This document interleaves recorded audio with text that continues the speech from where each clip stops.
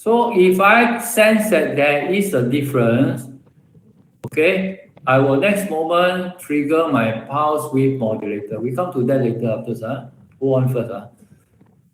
Excuse me. Okay, your pulse width modulator will give you a train of pulses like that. Switch on, switch off. Just now I say that. Turn cut off or saturation. So I say switch on or switch off. So they'll produce a lot of pulses like that to send to this so-called the Q1, which is, I can say that is a control element here. Okay, I send to the Q1. And Q1 will switch on and off according to my pulse width modulator, which is a PWM, I call it short. And then, of course, it will start to control your output. Okay, to adjust it. Just now I said drop from 5 volt to 4.5. After the adjustment, I should go and do something to the output. I should increase it back to 5 volts again. Okay, in that sense, now I stabilize or make the output voltage stable. Okay, that is again the whole purpose. Okay, we'll come to PWM shortly. Hold on. So, wait, block diagram first. Any question from anyone regarding the block diagram? If you need, just tell me. I can repeat again. No problem. All right.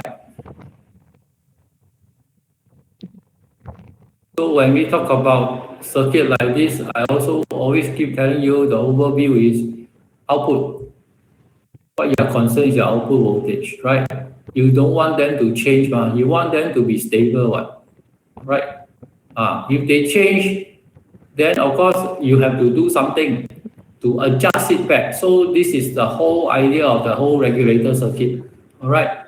To make adjustments, sense the adjustment, sense the drop and or increase, and then adjust it back to the stable or constant voltage. That is the whole purpose. All right. Okay, any question from anyone who wants to clarify anything on this switching regulator? Yeah. Question, anyone?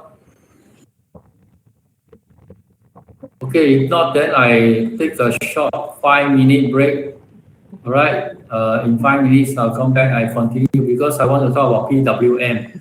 Then you will understand better what is PWM.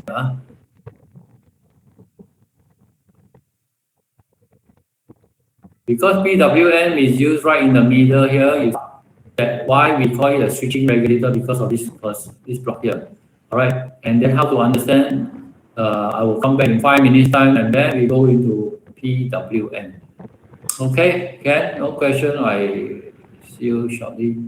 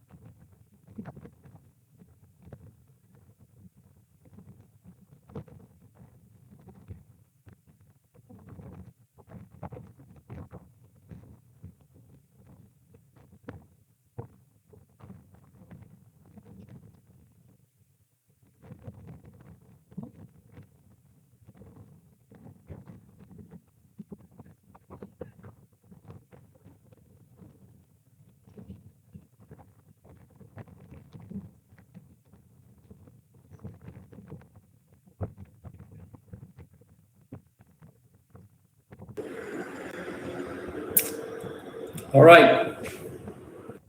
I hope you have a quick break and we are back here again. Just to confirm, you are still able to see the screen and hear my voice. Just a quick check. Anybody?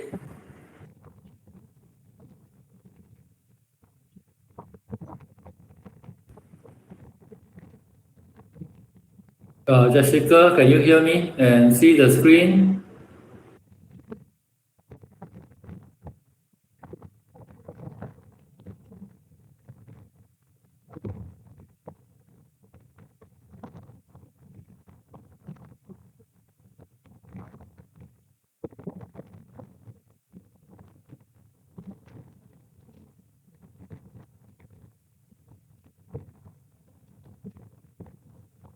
Thank you very much, Jessica. Okay, now I will continue from where we stopped just now. All right. Thank you. If anything, use your mic and pause me or ask me any question. All right, we move on now to talk about PWM, which is what I want all of you to understand, which is used here to trigger your control element, your transistor. What is PWM? This is very useful to all of you because some of the electronics you will come across this term. Okay. So again, over here, they see that it's driven by a sawtooth waveform, all right, and constructed using a voltage comparator, all right. Okay, the function, I think the function is this is one of the main thing. Produce a train of rectangular pulses, all right. Of course, proportional. They use the word proportional to the DC input. Okay. The very good thing is this diagram will illustrate to you what it means. For point number 2, I think you follow me first. This is important. Okay. Now, this is the PWM right in the middle example. Yeah. Then, of course, you have to have an input here. Yeah. Your input is a V in, let's say, at a certain voltage. And then you produce an output train of pulses like that. Okay, that's what the PWM does. Okay, so you send in a voltage, a DC voltage, and they produce a train of pulses accordingly. But the width of the pulses, all right, will depends on your so-called DC voltage, the pulse here, the width. All right. So for this example, it's a bit narrow, and then maybe you look at this example here. All right. Straight away, you can tell the difference. Okay, now the V in is much higher. Okay, example, the V in is a higher voltage. And next moment, you realize that the width of the pulse also increases. That's what it means. Okay, so now the train, the T, the cycle per second is so-called varies because of the width of the pulses. All right, turn on. When you say this is up here, you can say this is turn on. Okay, I'll call it 1, turn on. Then the off is a 0. Okay, and they'll keep doing it. Okay, the pulses will be the same continuously. That's why they use the word. So I still want to emphasize, if you have a higher input voltage, your pulse width is bigger, obviously, compared to this one. Yeah, you compare to this. Yeah, correct or not? So one is lower voltage and one is a higher voltage. And the output waveform changes. You realize, with the higher input voltage, the pulse width, I repeat, is broader or wider. Okay, Ken? So that is basically the function of the PWM, converting your DC voltage into train of pulses. Okay, then I move on. That this part is to get you to understand what does a PWM does. Okay, then so now we want to look into the circuit already. Okay, this is, they call the basic switching regulator, step down regulator. All right. Now you can see the entire circuit. All right. Not block diagram already. Only this part, the PWM they didn't show, but the rest of them, yes. Okay, same thing again. We are not, this whole morning we are just talking about voltage regulator. And I just want you to remember when you talk about voltage regulator, first thing come to your mind is, I want a stable output voltage. Okay, stable or constant. And I only can achieve by incorporating circuits that detect any change. Okay, correct? If there's any change at the output, I will have to make adjustment. If this one goes down, output voltage goes down, I have to adjust it back to the up. All right. If it goes up, I got to adjust it down to go back to whatever the intended output voltage is. Okay, so in other words, you will want to maintain a stable and constant output voltage. And that is the meaning of this word regulated. Unregulated means it changes, it can be up and down. But over here, the whole purpose of regulator is, I want it to get regulated. Okay, simply put, a constant or stable output voltage. All right, and this whole morning we've been talking that we have to sense the difference or sample and then send to a comparator like this one. Earlier we mentioned. Okay, comparing means I have a reference voltage and whatever comes in, I compare. Yes, I compare. That is a comparator circuit does. Okay, whatever I compare, then I will send this to the, now because we are using switching regulator, we send to a PWM. Okay, we just talk about PWM, power sweep modulation. And all of you saw that power sweep modulation convert your DC voltage into train of pulses. Not only one pulse, one whole train, continuously running pulses. And where is sent to? I send to the transistor, Q1 here. All right, switch transistor. So my pulse here will switch on and switch off this transistor. Okay, that's why they call it switching. All right, and then of course your output of the transistor will go through this filter and clipper circuit to make sure that I have a wonderful straight output. I mean straight line DC voltage at the output. Okay, so yeah, this is the whole concept or idea of regulator, voltage regulator. Okay. So now, but now we are especially talking about switching. Again, why? Because we are using a PWM. Yeah? All right? This is something special about the PWM. It produces train of pulses. And this train of pulses will come on to trigger your transistor. Okay? And of course, the width of the pulses depends on the input voltage sent to it. Okay, higher voltage input to the pulse width modulator, the output, the pulse width will be wider. Okay, lower voltage, the pulse width will be shorter, all right, or smaller. Okay, so when you send this to your Q1, you will switch on your Q1 either short while or longer time. All right, it depends on your width of your pulse. All right. Okay. So this whole circuit operation is being explained here. Okay, as I just explained. Right. So yeah.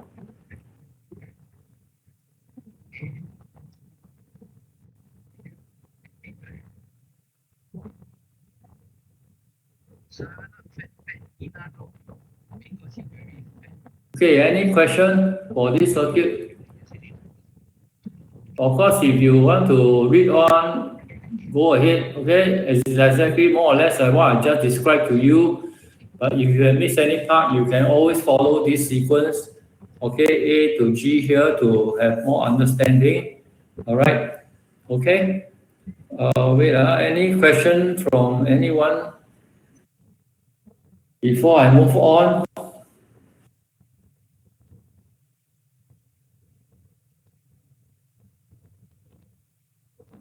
Any question for your basic switching regulator?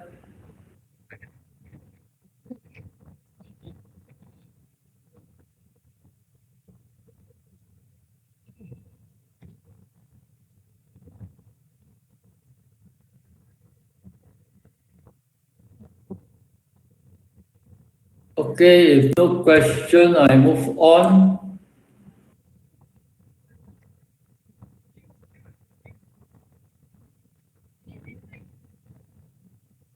A bit more before we can do your quiz. Okay, no question, I move on. Okay, here they mention generally the type of switching regulator here, or you call configuration. Okay, there are step down regulator, there are step up.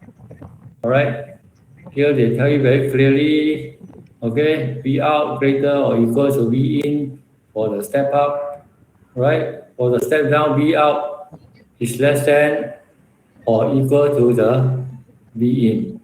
Okay, there's another type of flyback regulator, but we don't cover here. Just take note, all right? So now they also mentioned to you that the voltage, switching voltage regulator, we can also sometimes known as a DC to DC converter. Okay? Okay? That means one rectified DC voltage to another value. Right? Just now when you send in a DC, remember the output is a train of pulses. Okay? Alright, what are the advantages of switching regulators? Just now we mentioned right from the start why we want to use switching regulators, right? Because of its high efficiency compared to those that we see earlier, the series regulator or linear regulators. Higher efficiency means I don't have to work all the time. I only work when I need to work, just like the escalator and your LRT or MRT, right? When nobody is around the escalator is not working, conserving energy, right? But when someone goes near the escalator, it starts to work. Okay, so yeah, that will improve the efficiency, something like that here. Okay, same over here. And okay, advantage also, you can build a variety of configuration, all right? Not compared to the linear one, only can design for step down, because the switching one can also design for step up, all right? Used in high power application. In fact, switching power supply are very common. Okay, one of the very common technique used in power supply. Okay, you can hear people say switching power supply. Actually, they are talking about what you saw just now. Basically, using the PWM to turn on and turn off the transistor. Yeah. But having said that, there are still disadvantages. Okay, they claim that they are slower to respond to change of the load demand. Okay, and then of course this is far more complex. Okay, more complicated compared to the linear regulator. Okay, so just take note of the advantages and disadvantages for this switching power supply or switching regulator. Okay, any question? Up to here first. Any question from anyone? Or you need me to clarify anything or repeat anything?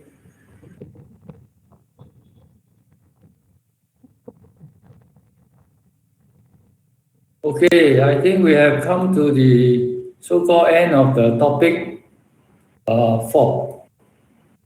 Yeah. So I will now want all of you to go in to attempt the quiz for Big 4. Okay, I will share the screen again with the quiz in my connection. Turn on the